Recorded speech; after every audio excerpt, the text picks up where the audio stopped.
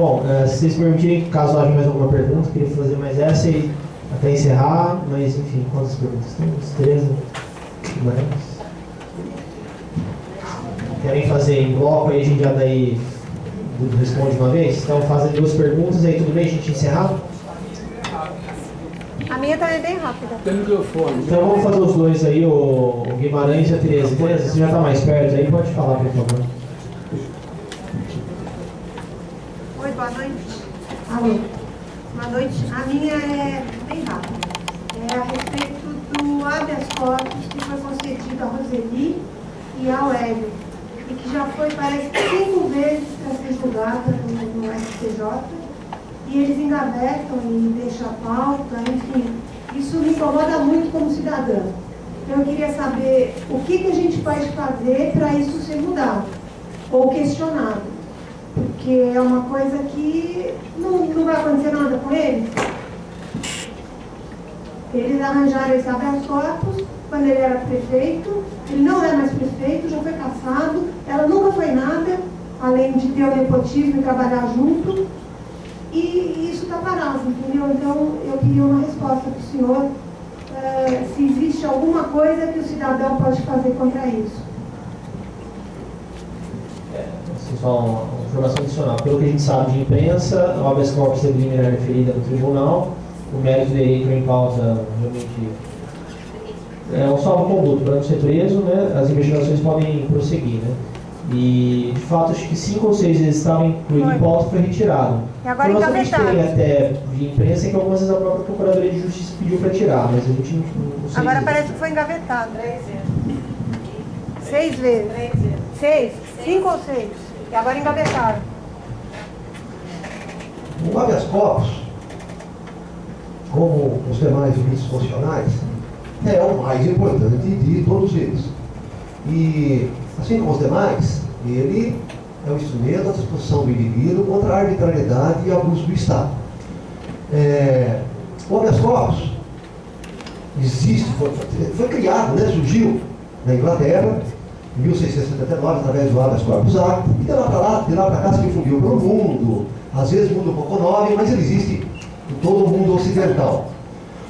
O habeas corpus, ele tem, desde a sua origem, ele tem o objetivo de cercear, de proibir, de vedar abusos que impliquem na liberdade de locomoção. O que significa? Ele objetiva fazer com que a pessoa não fique presa indevidamente. Esse é o objetivo final dele. Que a pessoa não fique presa, detida, reclusa, indevidamente, por excesso, por abuso, por parte de qualquer poder. Ora, sendo assim, salta à vista que o sistema jurídico de qualquer país, ele só pode ser aplicado depois de haver uma decisão reconhecendo a responsabilidade de qualquer que seja. Fulano que pratica improbidade, ele só vai perder o cargo depois de transitado em julgado a decisão. Ele só vai ter seus direitos políticos suspensos depois de transitado em julgado a decisão. Isso no civil.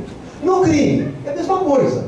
A regra é o indivíduo ser responsabilizado, até porque há um princípio de presunção de inocência de todo mundo, até que se prove ao contrário.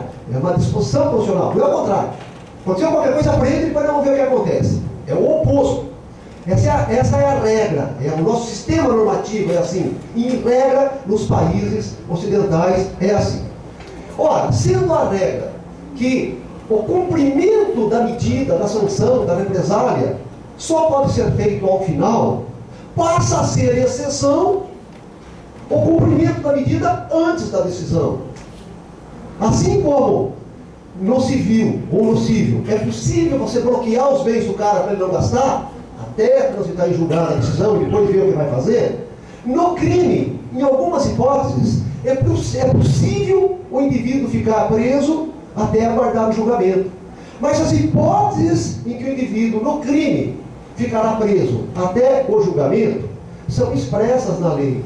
São casos de flagrante, são casos de preventiva, são casos de temporária, são casos que a própria lei estabelece as condições em que ele ficará aguardando preso. Crimes hediondos, uma série de condutas. Ó, no caso que a senhora mencionou, e eu soube através do André que se refere a um aspecto penal do prefeito e de uma outra pessoa, que é a Roseli, que a senhora mencionou, ele responder ao processo em liberdade significa tão só que o tribunal ou alguém que está julgando isso aí não tem visto como presentes as condições ensejadoras para que ele fique preso aguardando julgamento.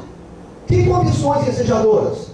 Risco de ordem pública, a instrução criminal, etc. e tal, que o direito fixa formalmente. Mas isso não significa que num dado momento, ser condenado, ele não irá para a cadeia. Ele, ou ela, ou ambos. Mas no momento oportuno. E também não significa que o Tribunal Superior pode entender de forma diferente aquilo que o Tribunal Inferior decidiu como não presentes, e lá no STJ, se for o caso, entender que estão presentes as condições para recolher o cara à prisão, e ele ser recolhido e aguardar o julgamento preso.